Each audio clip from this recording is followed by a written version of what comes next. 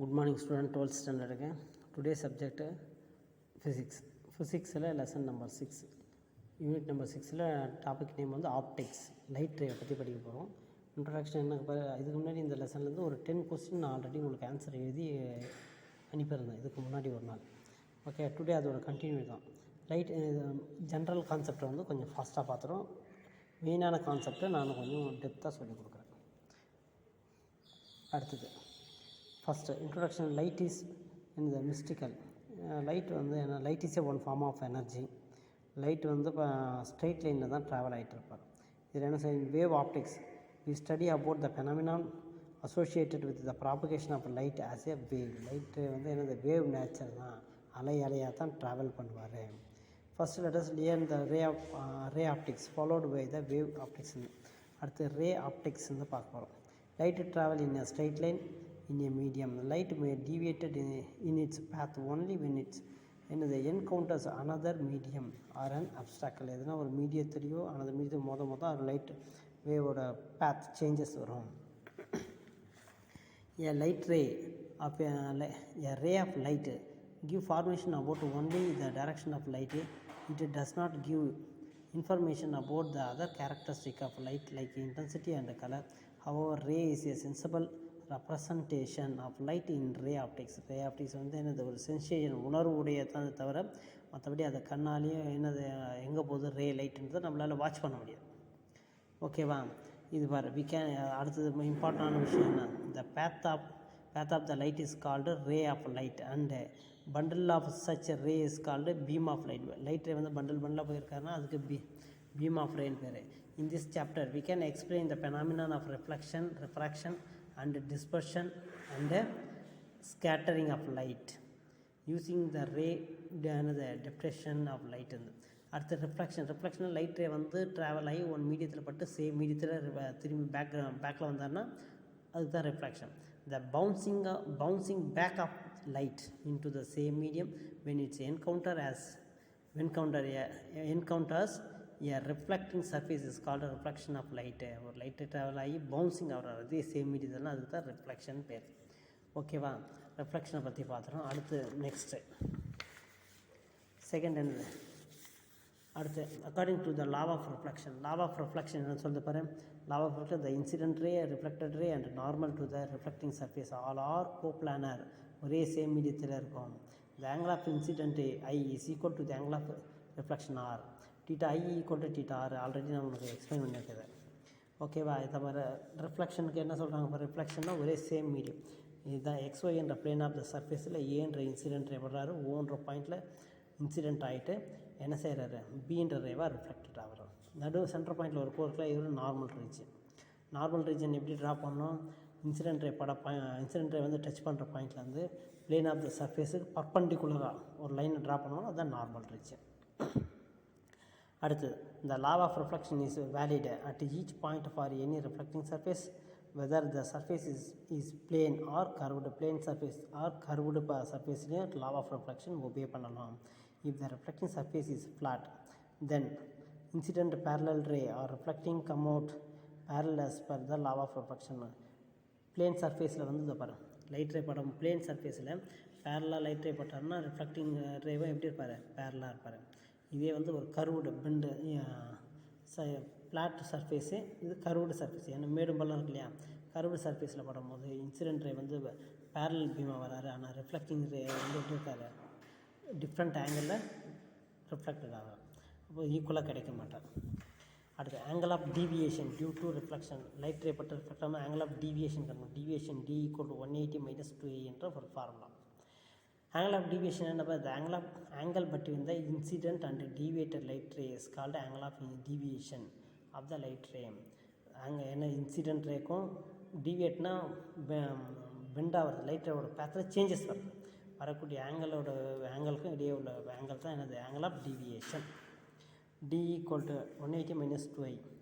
அது the angle of deviation can also measured in terms of என்னது, glazing angle ஆல்ஃபான்னு பேர். Glazing angle alpha which is measured between the incident ray AO.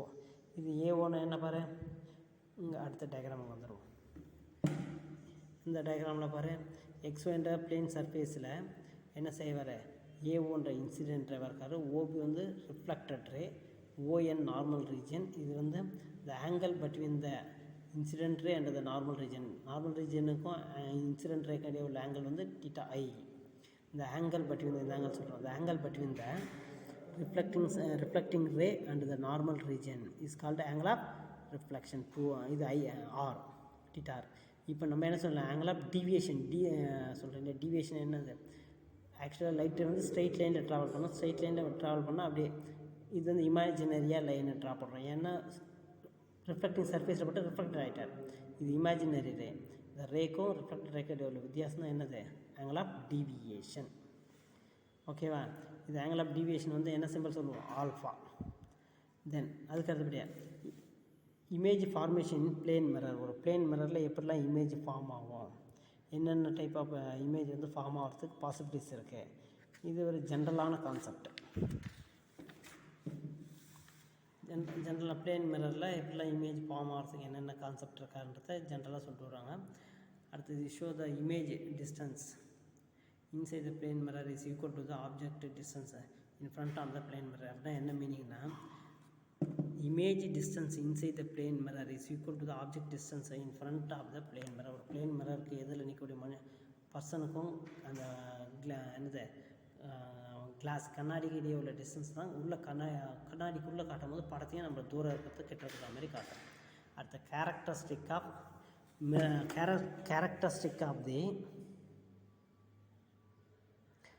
Characteristic of the image formed by plane mirror. ஒரு plane மிரரில் எப்படிலாம் image form ஆகும், என்ன சொல்கிறது, the image formed by the plane mirror is virtual, erect and laterally inverted. வர்ச்சுவலாக இடவெள மாற்றம், யாருக்குன்னா பெருசுன்னு சின்னதாக இருக்கும், லேட்டரலி இன்வெர்டட் தலைகீழ பிம்பம் எல்லாமே ஃபார்ம் ஆகும். The size of the image is equal to the size of the object. ஒரு மனுஷன் எவ்வளோ எப்படி இருக்கானோ அதேமாரி தான் என்ன அந்த முகத்தை காட்டும், உடம்பை காட்டும். எங்கே, ஒரு பீரோ கண்ணாடி முன்னாடி நின்றுமனா. ஓகேவா, அதுதான் characteristic of image form with plane mirror. ஒரு plane mirror the image distance far behind the mirror is equal to the object distance front of its. கண்ணாடிக்குள்ளே நம்ம கண்ணாடிக்கு முன்னாடி எவ்வளோ தூரம் நின்று படம் பார்க்குறோமோ அதே முகத்தை பார்க்குறோமோ அதே அளவு தான் அங்கேயும் காட்டும். இது முக்கியமான fourth. If an object is placed between the two plane mirror inclined at an angle தீட்டானா then the number of image n formed. ஒரு வேர்ட்ஸ் இன்க்ளைன்னா என்னது, சாட்சி வைக்கிறது. ஒரு கண்ணாடி இன்னொரு கண்ணாடி சாட்சி பெண்ணாக ஒரு பில்லரில் ஒட்டி பார்த்தோம்னா நம்மளோட இமேஜ் வந்து என்னது, சிங்கிள் ஆல் போய் நின்னாலும் ஒரு நிறைய டிஃப்ரெண்ட் இமேஜாக தெரியும். டிஃப்ரெண்ட் இமேஜில் நிறைய நம்பர் ஆஃப் இமேஜ் ஃபார்ம் ஆகும். அதுக்கு ஃபார்முலா என்னென்னா n = 360 / θ - 1ன்ற வேல்யூவில். ஓகேவா, இது வந்து சிமெட்ரிக்கலி. அடுத்து real and virtual image by a plane mirror. ஒரு பிளேன் மிரரில் real image and virtual image எப்படி ஃபார்ம் ஆகுது. This type image which cannot be formed on the screen but can only seen the seen with the eye is called virtual image. Virtual இமேஜுக்கு என்ன, type of image which cannot be formed on the screen.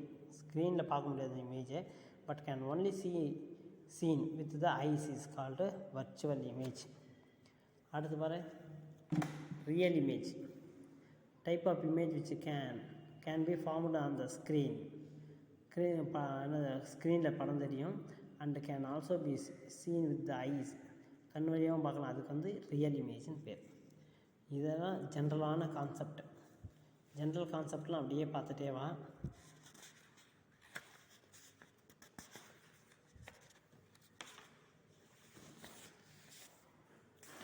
Then spherical mirror ரொம்ப இம்பார்ட்டண்டான விஷயம் வந்து spherical mirror. Mirror வந்து நிறைய type of mirror இருக்கார். Plane mirror இருக்கார், ஸ்பெரிக்கல் மிரர் இருக்கார். ஓகே, ஸ்பெரிக்கல் மிரர்னால் என்னென்னா, ஒரு பவுல் எடுத்து ஒரு பால், சர்க்கிள் பாலில் நம்ம என்னது 2 ஆல்ஸ் 2 பாகமாக கட் பண்ணி எடுக்கிறோம். ஓகே, 2 பாகமாக கட் பண்ணி எடுக்கும்போது ஒன்று வந்து என்ன பாரு, 2 கர்வ்டு சர்ஃபேஸ் கிடைப்பார். ஒருத்தர் வந்து கான்கேவ் மிரர், அடுத்து கான்வெக்ஸ் மிரர். கான்கேவ்னா எப்படி இருப்பார்னா, மிடில் பாயிண்ட் வந்து தின்னாக இருப்பார், எட்ஜி வந்து திக்காக இருப்பார். கான்கேவ். கான்வெக்ஸாக இருந்தால் மிடில் பாயிண்ட் வந்து திக்காக இருப்பார், எட்ஜி வந்து தின்னாக இருக்கும். ஓகேவா, இதுதான் கான்வெக்ஸோட வித்தியாசம். கான்கேவுக்கும் கான்வெக்ஸுக்கும் இடையே உள்ள வித்தியாசம் இந்த 2 வித்தியாசம் மட்டும்தான்.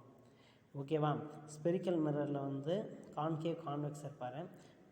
இதில் இம்பார்ட்டண்டான விஷயம் என்னன்னு சொல்லியிருக்காங்க பாரு, if the reflection take places at the convex surface reflected, it is called a convex mirror.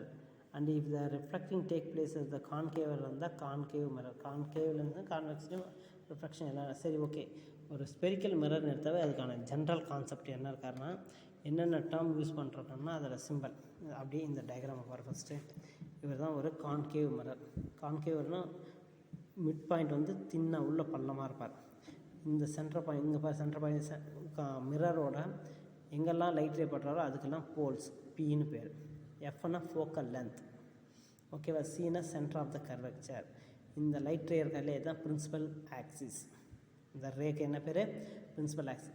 Principal axis இதெல்லாம் இன்சிடென்ட் ரேலாம் எங்கே செய்கிறாரு? கான்கேவ் லென்ஸில் படுறாரு.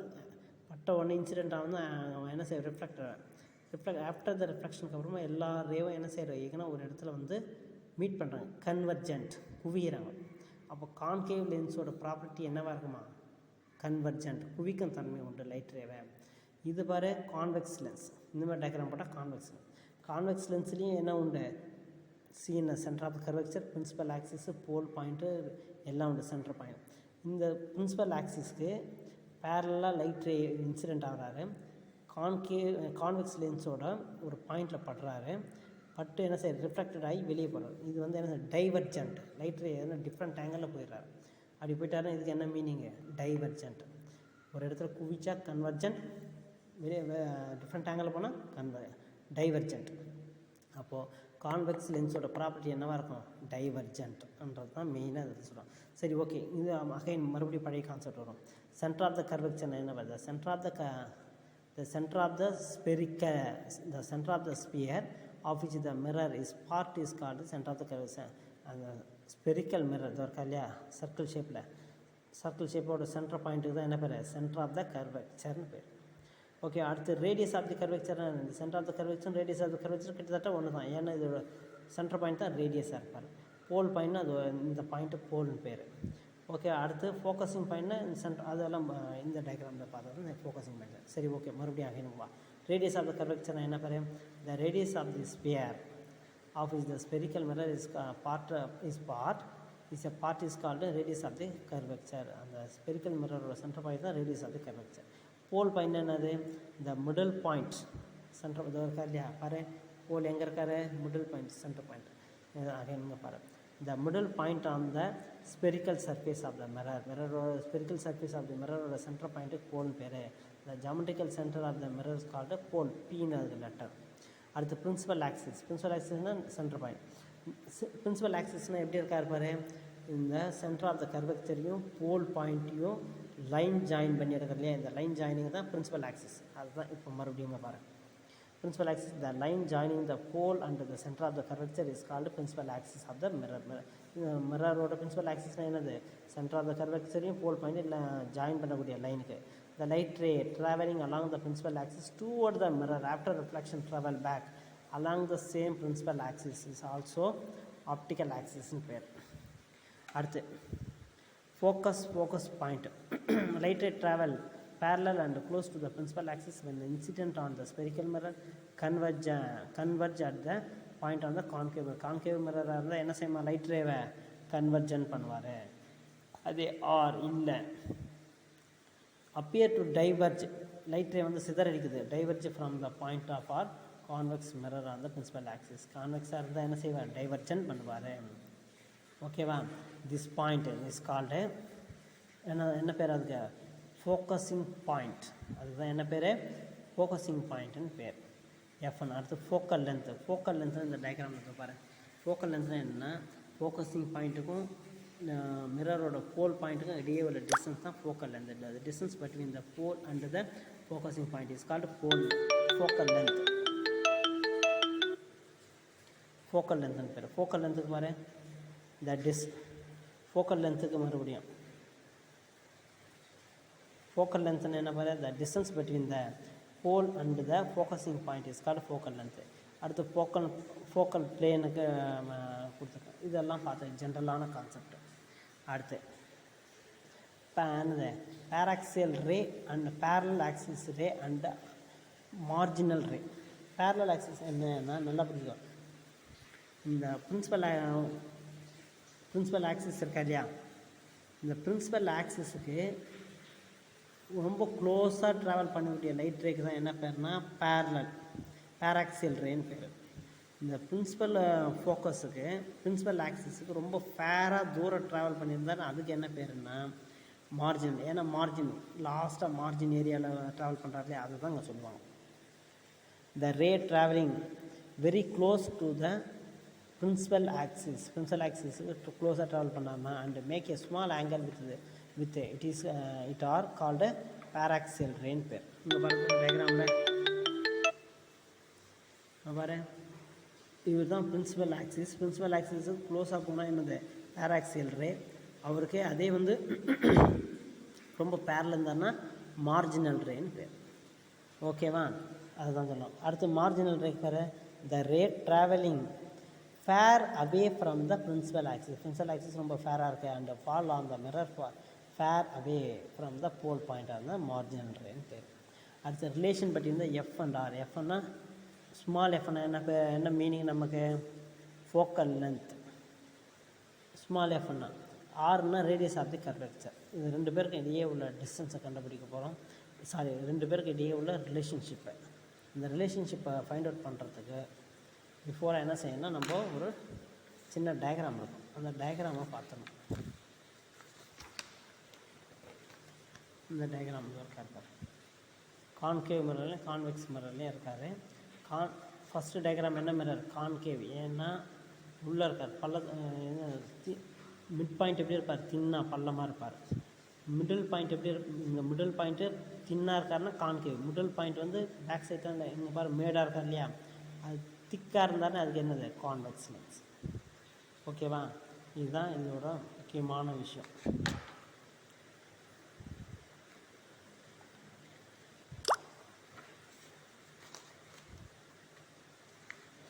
ஓகே, அந்த டயக்ராமை நான் அடுத்து காட்டுறேன்.